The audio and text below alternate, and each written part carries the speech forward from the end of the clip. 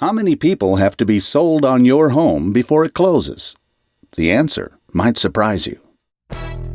The modern real estate market can be a complicated maze of resources, procedures, and data. Kim Doherty has been helping buyers, sellers, and real estate agents thread that maze since 1987. Let's join him now for today's Realty Reality. Time for a news flash about selling your house in today's market. Many people think their house needs to be sold one time. Not the case. Typically, most houses, most properties need to be sold 3 times. First, to the real estate agents that are representing the qualified motivated buyers in today's market.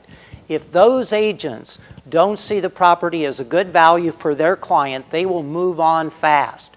Preferably that house has a wow factor, which means it's priced right and looks good compared to the competition. Second, the house must be sold obviously to the buyer or buyers. Preferably they'll have more than one competing for your home. The buyers are working off of what is technically called the principle of substitution. They're comparing your house to others on the market, and the principle of substitution says this: buyers will pay no more for a property, yours or mine, than what they would have to pay for an equally desirable substitute.